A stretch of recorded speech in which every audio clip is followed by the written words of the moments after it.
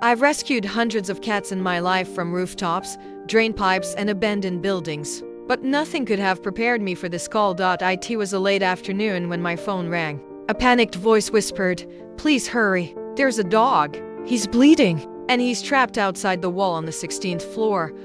At first, I thought I'd misheard. A dog? On the outside of a building? Dogs don't climb. They don't balance on ledges like cats do.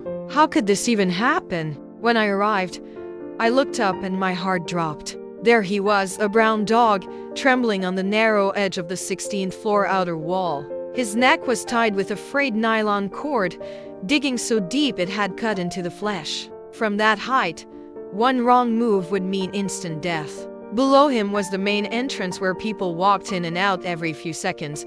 The building staff told me they'd already called the fire department. But each time rescuers approached, the dog panicked, thrashing, growling, nearly slipping off the ledge. No one dared get close. Now it was my turn.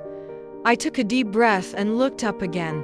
The wind tugged at my shirt. He was staring down at me, not with anger, but with sheer confusion and fear. I whispered, "It's okay, buddy. I'm here to help." Through the narrow window of a bathroom, I could finally see him more clearly. He was pressed into the corner, his eyes wide and empty, his body shaking uncontrollably. I placed a bowl of water near him, slid it forward slowly. He sniffed, drank a few sips, then turned away. No appetite, no strength left, just despair. We knew any sudden movement might send him falling. So we called in the building engineers to remove part of the balcony glass, hoping to open a safe path inside. Hours passed. He didn't move. I launched my drone outside the wall to get a better look. The screen showed him wedged between two concrete panels, a space barely wider than his body. The wind whipped past him. His fur trembled. We couldn't wait any longer. With ropes, safety nets, and a team ready below, we set the plan into motion. I crouched near the opening and whispered again, "Come on, boy. You can do it." He looked up. His ears twitched. One paw, then another. He inched forward, shaking with every step. Then, with one desperate leap, he jumped inside the room. The moment he landed safely, everyone exhaled at once. Some clapped, others cried. I knelt down, my hands trembling. He looked at me, confused but calm, as if asking, "Is it finally over?" When I touched his neck, my hand came back wet with blood. The nylon cord had eaten deep into the skin, the wound raw, infected, and reeking of decay. We rushed him into a transport crate and drove straight to the nearest animal hospital. The vet met us at the door. "If you had come any later," she said quietly, "he wouldn't have made it."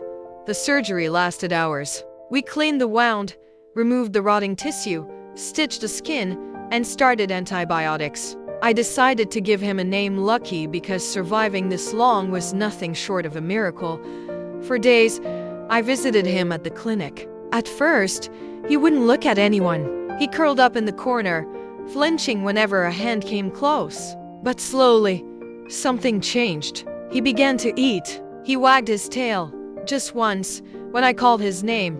3 weeks later, Lucky could walk again. The deep wound around his neck had turned into a pale scar, a reminder of everything he'd endured. He still startled at sudden noises, still avoided strangers, but he no longer trembled at the sight of a human hand.